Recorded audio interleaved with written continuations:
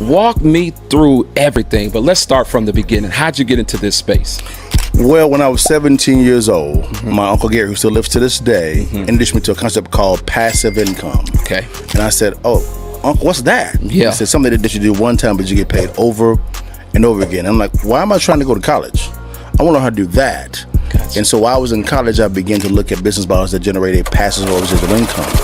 One of them was real estate, because everybody and their mama actually had it, from Robert Kraft, Jerry Jones, all the billionaires actually had real estate in their portfolio. So I began buying real estate while I was in college. The first deal that I did, I made $3,500. And in college, that's big time. In college, you broke. For sure. College. For sure. Then I went from $3,500 to $10,000 to $26,000, and now $35 million worth of real estate. For me, business is always about solving someone's problem. Whenever you're buying a real estate transaction, the one thing I look at is, what's the pain point? Why you want to sell for? And typically, I like buying properties below wholesale. I never buy properties at retail. That didn't make sense to me at all, because I'm planning for the worst case scenario. Each and every deal that I actually acquire, I actually take home cash when I actually acquire it. Wow. Every single time. If you wanted to know how successful real estate investors make money when they acquire real estate and not when they sell it, click on the link below or swipe up and download our free ebook, Distressed Property Investing. The blueprint is in the ebook. Stay blessed, holla at your partner, and download the ebook today.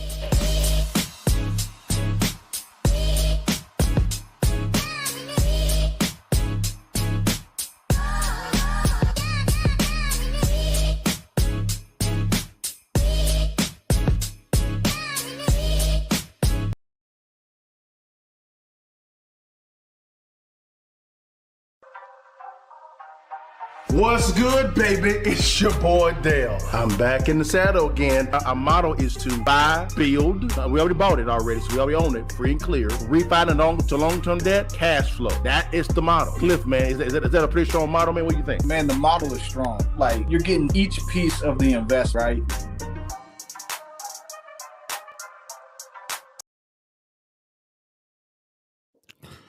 What it do, baby? It's your partner Dale and Cliff back in the saddle again for another edition of Real Estate Friday Live, the first of 2025. Cliff, happy New Year to you, big dog. How you doing, big time? Man, doing good. Ready for this next year. Yeah. You know what I mean? So we starting off pretty good already, because we finally finished some of the projects. We're starting to roll a little bit forward. So we're gonna see what this next year's got for us. Yeah. So did we start the week off by getting the bag? Oh yeah, man. Got a big one today. Yeah. Yeah, dog. I got one yesterday and I got another one coming next week too, y'all. But man, let's dive into this real quickly, man. We know how we do it every single time. We start off with the current market analysis real fast. Cliff, man, tell people, man, what we ain't never scared of this one, but this is gonna be different though.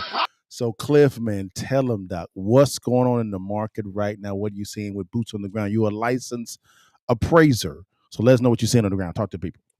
Man, I see across the board, we starting to see, longer days on market. Wow. Concessions. I'm saying consistent. That's what you have to understand too. When you see Zillow and stuff like that, they're not bringing in concessions. Really? So just because someone paid 500,000, you might look on the concessions and go, they gave up 20, 30,000 on a concession. Wow. And so in some cases, I'm seeing that more than I am seeing prices come down. So I see across the board, what I'm seeing is they're basically staying stagnant. Okay. With large concessions. So instead of lowering my price, I'm willing to pay you, pay down your loan to some degree. Yeah. So what you're saying is, and when people don't see concessions when it comes to a listing, that's always detailed on the HUD statement, which is only privy to the title company and the buyer and seller. Is that right?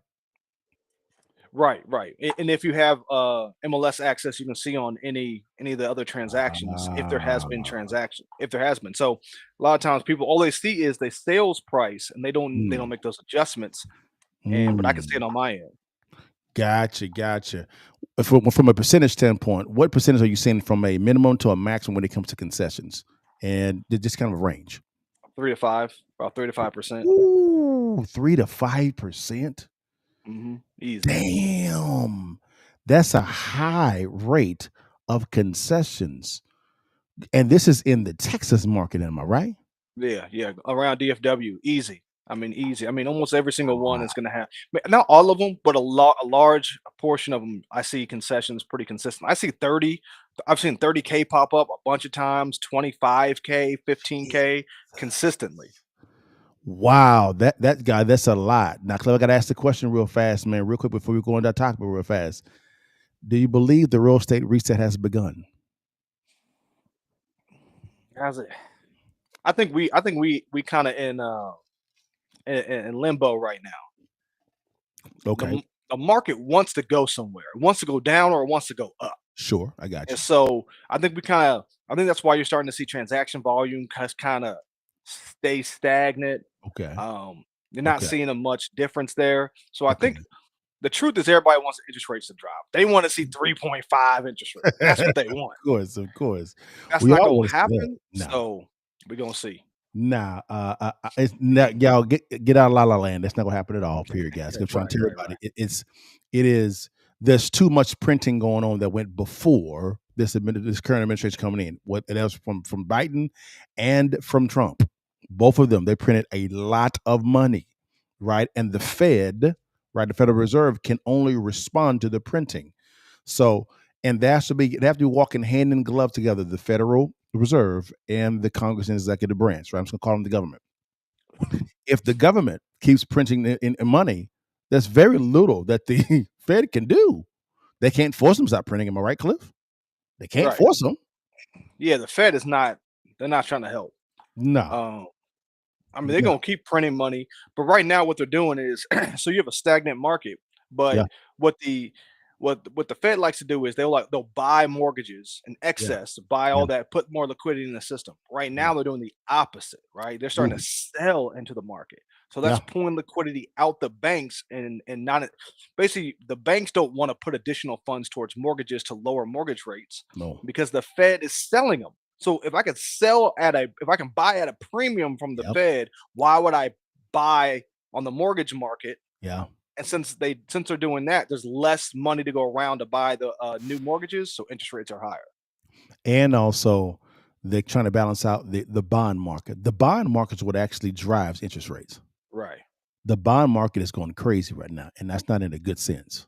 It's not. Let me give you an example. I'm going to use Silicon Valley Bank. Okay, Hmm. securities, and let's say at a 3% interest rate, right? Interest. So they're making 3% interest on that security, that bond, right?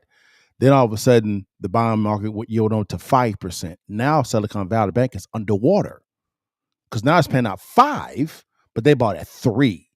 And so now they're trying to sell, but those that have it at 5, like, we're not trying to buy that. You have to sell it to us at a fire sale.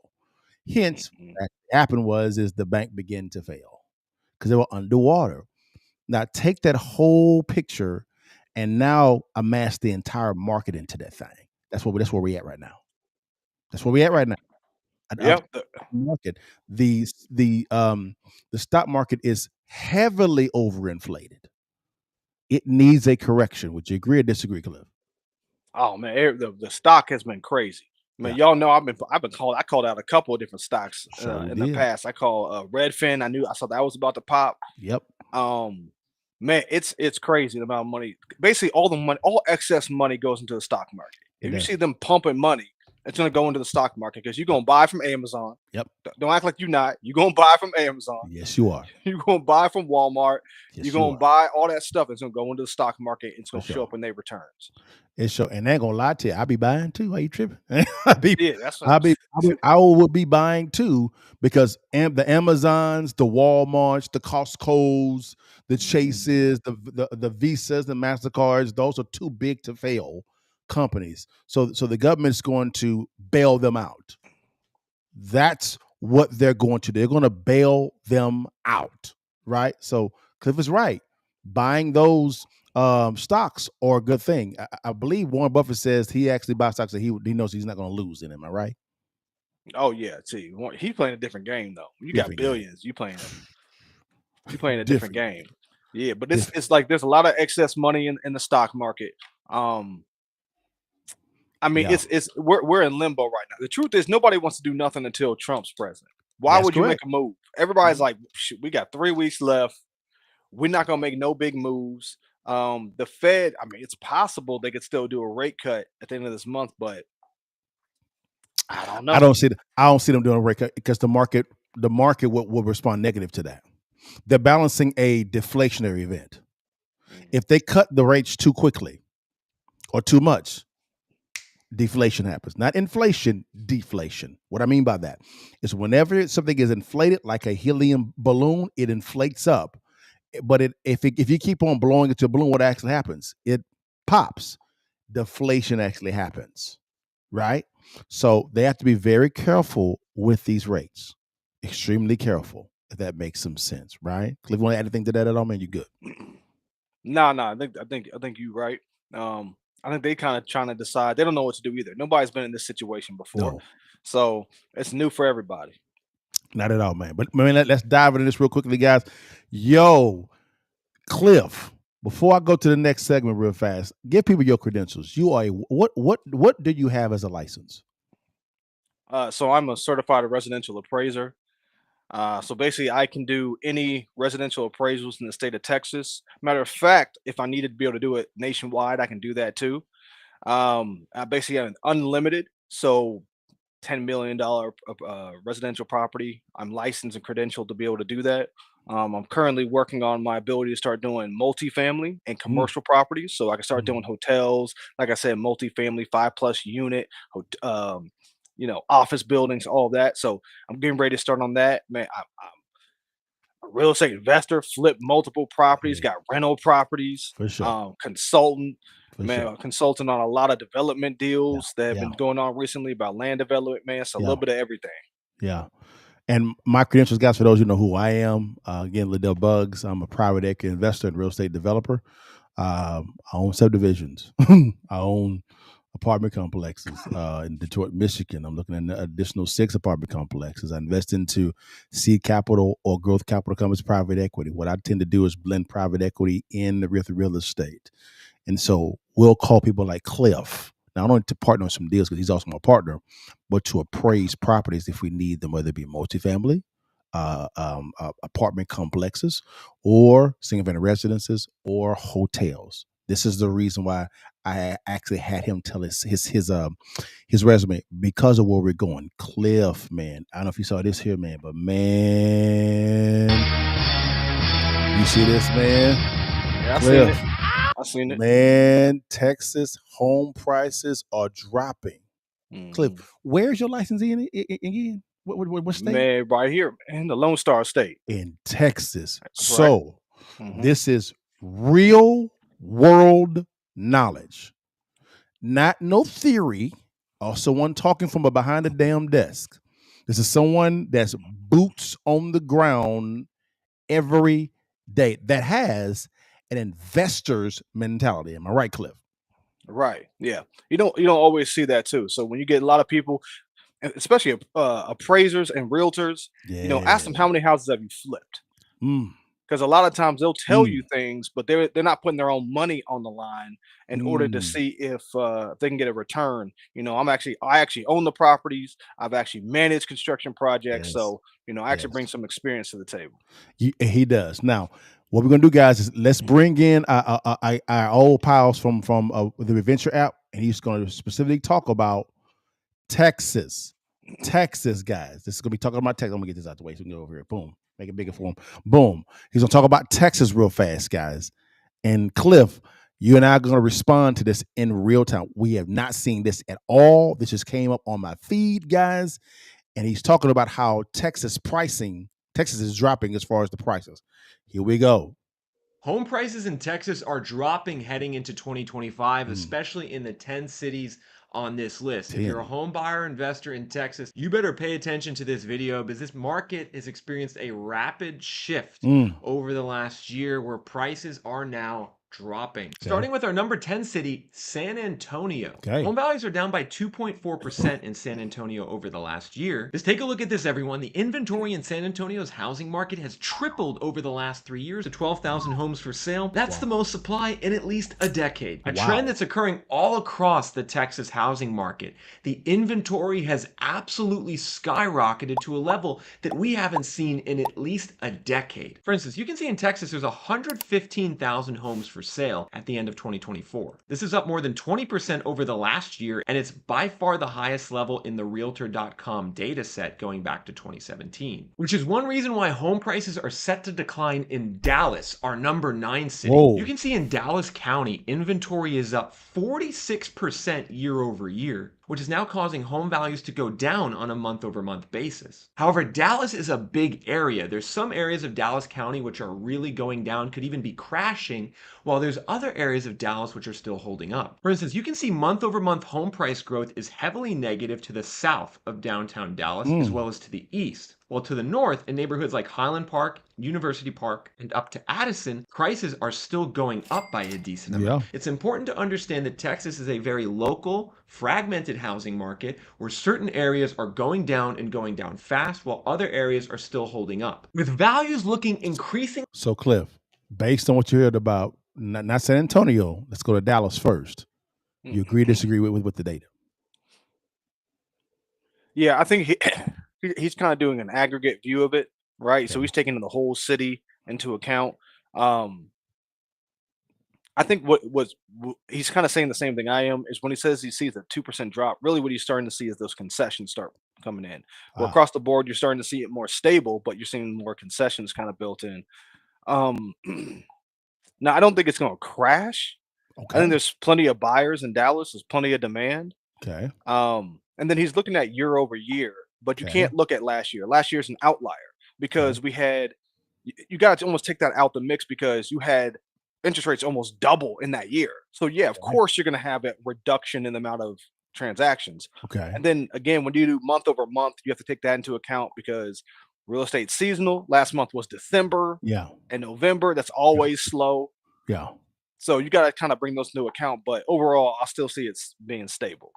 Okay. Now, I think you said certain areas in Dallas were maybe interpreted, depending on the person doing the analysis, on crashing, right? He talked about the southern part of Dallas, right? But then if you go to the Highland Park and the Addison area, he mentioned one more city as well, which we're very familiar with those areas. Those are going up. Typically, when it comes to Highland Park and those areas, they're not borrowing the money to buy those properties, or if they are, they're putting down 50% down to buy these properties because Jerry Jones lives over there. The Mark Cubans, the Dirk Nowitzkis, the Dak Prescotts, and things of that nature. Typically, athletes and owners of companies live in Highland Park. Is that correct, Cliff, or no? Yeah, and I think Steve Harvey's got a spot over there too. Yeah, I mean it's so in those areas. The reason why you're saying that number one, those are high end areas where, like you said, it's not interest dependent, right? It's not interest rate dependent. The other thing is those are highly concentrated areas. What I mean by that is there's no room to build. There's no room to build in Highland Park. Exactly. That's why the price has to go up. South Dallas, there's still some room. You might be able to build in some parts. Sure. But not Highland Park, not Addison. You know that. There's nowhere you can't build nowhere in Addison. They're building homes like this, guys, straight up. And I'm like, this, like, to me, I ain't gonna lie to you guys. I think the houses in Highland Park, no disrespect to Highland Park, they trash. They straight. I don't like because a lot of them are old. Now you have some new construction, but they're like boxes. They go straight up in the air, and I can't stand that. I like an open floor plan, and typically housing in Highland Park and some areas in Addison as well. It's like a maze. It's like a big old maze, is what it is, and so that's what I kind of see of what's actually going on. It doesn't make sense to me at all, unfortunately. But now it kind of surprised me when he said Addison. Addison is still kind of growing a little bit. I agree with South Dallas, the Waxahachie, DeSoto. You can go a little bit to maybe Mansfield and Grand Prairie out there as well. You can go north to Salina, Van Elsling, Sherman. Anna is exploding out there. My God, Melissa too. It is exploding. The more northern you go up 75 to the Sherman area, it's just exploding out there. You see the same thing, Cliff? Yeah. The outskirts. It's because that's where the prices are dropping. Dallas is number one fastest growing city for 7 years. It is right. Frisco is number one. It's driving everything. Yeah. But we are starting to see some wild things, which is we're seeing tons of population growth, but we're seeing the ISDs going down. That's a Yeah. whole other situation. But outside of Dallas, you're starting to see a lot of growth, especially on the east side. East side of Dallas is growing. Like that's where you get Forney, Yeah. right? Yeah. Places around Forney growing, like you said, Melissa going further up north, the outskirts, because anything below 500,000 is moving. Gotcha. That actually makes a lot of sense, guys. It makes a lot of sense. Now, what do you think about what he said about San Antonio? Man, I think San Antonio is a great market. Me too. I mean, it's gonna keep growing. A lot of Texas businesses that are coming in, if they want a smaller footprint, they're going out Yeah. to San Antonio. Yeah. Um, Prices are still, man, they're still great. You can still Yeah. get a good rental out there. You can. With upside, right? Yeah. You hold 5, 7 years, you Yeah. might get 15%, 20%. Correct. So Correct. man, if he's right on San Antonio, Woo. man, it'd be a time to buy. It would. It would. Let's look at a couple more cities real fast, guys, and then we'll wrap into it. Here we go. Let's go into a couple more cities. Here we go. Likely to drop in our number 8 city on this list, Killeen. Killeen is located to the north of Austin and also Yep. includes the city of Temple in its metro. And you can see the Mm. housing inventory here is spiked from a low of 500 during the pandemic to Wow. I had over some deals in 2,300 Killeen too. homes for sale. That's Oh, by yeah, far me the too. highest level of supply in the last decade. You can see values in Killeen are down by 1.1% over the last year, but they're likely to drop more into Oh. the future due to this inventory spike. And this is a key point to understand as well, everyone. I would say I would interpret that, guys. Here's my interpretation on Killeen, because I love Killeen. I love the town of Killeen. Killeen and Temple. Oh my God. Those are called mid-tier towns. If I'm hearing this information, I'm saying it's time to buy. It's time to buy. But Mm. buy right. Would you agree, Cliff, or you disagree? Yeah, yeah. Especially Killeen. Killeen is outside of Austin. Man, Yes. those out every time you see a big city that's growing, the outskirt cities are the Yes. best. Are the Yes. best. You can still get a cheap price.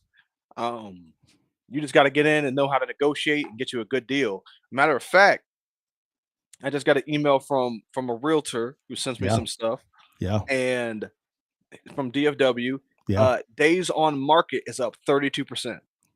Woo. That's pretty high. So if you're buying retail, like your homestead property, Yeah. this is what I say when Cliff was saying concessions is going to become the norm. In other words, if you have an interest rate, let's say if you do FHA, 3.5% down, I think the FHA right now is 6.5 or percent, so 6.5. Let's say 6.5% right now. FHA, you can negotiate a dollar amount that may equal a 1 to 2% down tick in your rate. So you go from 6.5% to 4.5%. That's how you can actually get that rate down. That's how you begin to negotiate a homestead, so to speak, to where the concession from the seller can then be added back to the HUD so that you buy down your rate. Would you agree, Cliff, or disagree? Yeah, that's what I'm saying. So all those concessions mostly are for buy down rates. And if you go look in the seller description, Mm. right? So when you go look on Zillow, most people looking at the price. Obviously, that's what they're paying attention to. But the realtor is actually putting in information at the bottom. Hmm. And I'm seeing in a lot of descriptions where the realtor is telling you, we will buy down your rate. Woo! Really? Yeah, a bunch of times. Really? Yeah. Really? Wow! Wow! Wow! Interesting. Interesting. Well, it's let's go through one more city, Cliff, and then we'll end the show, guys. But this is really good information, guys. Here we go. Let's go to the next city real fast. That there is a lag in the US housing market. I know some of you have been looking to buy a house in Texas for the last 3 years, and you're frustrated about the fact that prices haven't dropped by more already. I've been calling actually for a housing downturn in Texas for the last 3 years, and it's one that started to happen. However, I think a lot of people feel as if prices should have dropped by more already. And the reason they haven't is because sellers on the housing market are stubborn.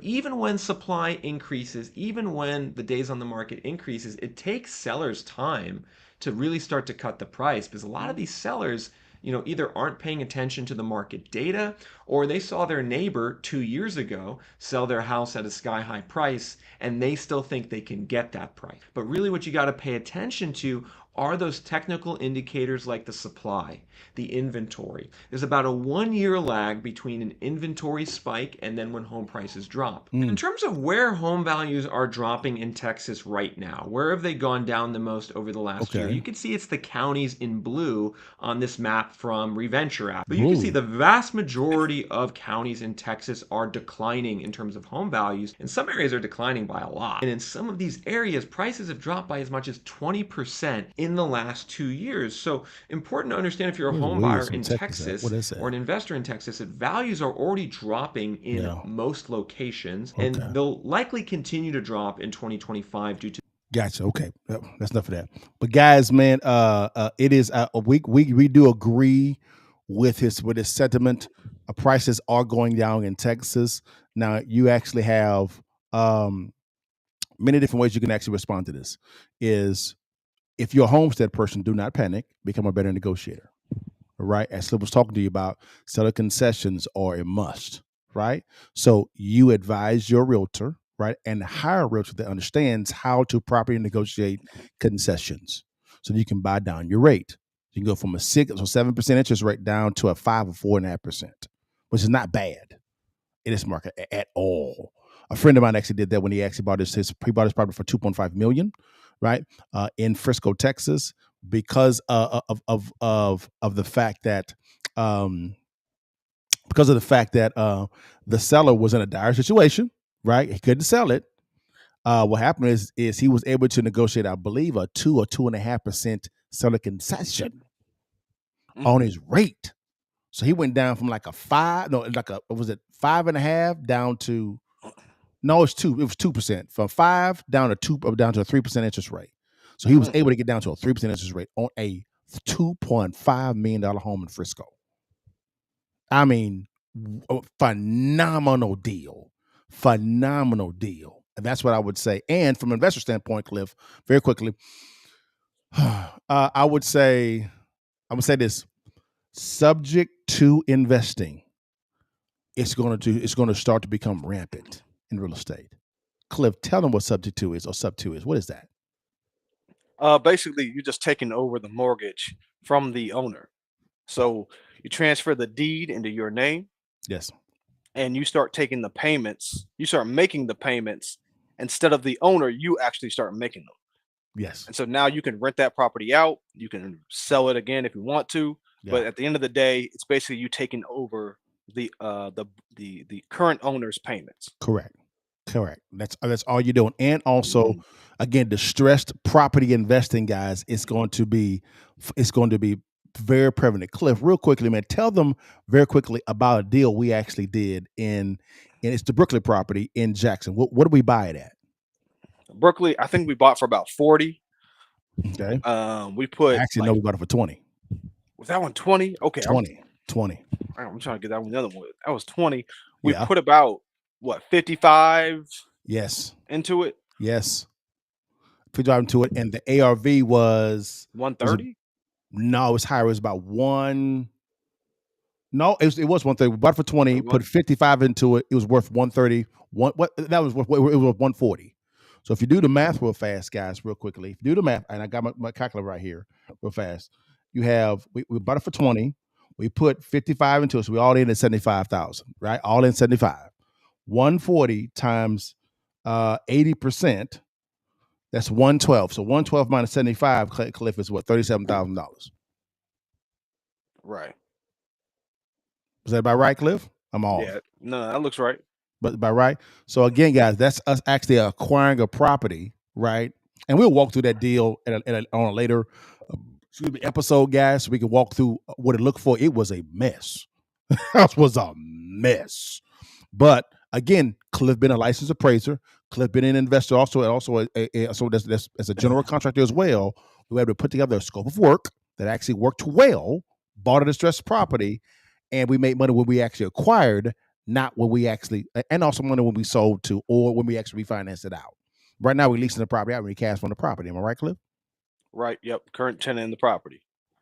That's simple, guys. This is the reason why we want to give away our free ebook, Distressed Property Investing, because of what we talked about today. As prices are beginning to drop, distressed properties are become more available. Would you agree, Cliff, or you disagree? Yeah, yeah, they're definitely becoming more available. Especially if they're on the market right now. If they Yeah, don't, pretty much, if you have a discounted house on the market right now, they have to sell. got you. They They don't have a got you. choice. That's They the have market that we're in. It's not one where they can sell at upside. No, like we were just seeing the guy saying across the board, he's starting to see lower prices. yeah. So if you're selling into lower prices, it's because you Correct. have to. Correct. Guys, this is a free book. We don't want nothing from you at all. We want to give you the information. Here's our philosophy. We teach you how to locate a distressed property in your county or in your city, right? Vet the deal correct, underwrite it, and then structure the deal. We will partner with you and fund the deal to close it together. We can profit share. Our goal is to get any excuses out of the way for you to begin to level up in 2025 to grow your real estate portfolio. You can realistically acquire one property per quarter, have about $25,000 or 25% of equity per deal, right? So in the span of 1 year, you bought four properties with 25, let's say $25,000 as an example. 25,000 times four is 100,000. You've increased your net worth of $100,000 just off of buying one property per quarter and executing on acquiring the right way, executing the right scope of work, renovating the property, refinancing to long-term debt, and then leasing the property out. You've bought four properties. Not bad, is it? Just one deal a quarter. Just one. And you have two guys here on the screen that will fund the deal for you. So we don't want nothing from you, just to get you the information. That's all we want, guys. Cliff, man, you want to say anything, man, before we end the real estate live, man? No, man, just man, you're always one deal away. Just one. You're always one deal away, and you got to try it out first. And you know what? You have an opportunity to work with mentors. I would say take it. Trust me, they can save you time. I think we've had people call in before, and they tried to explain to us the deal, and we were able to save them from a huge mistake if they would have got into that deal, Yeah. because they might have lost $10,000-$20,000 on that deal. Correct. So I always try to get a Correct. mentor. You one deal away, and like Dale Correct. said, four houses a year can change everything.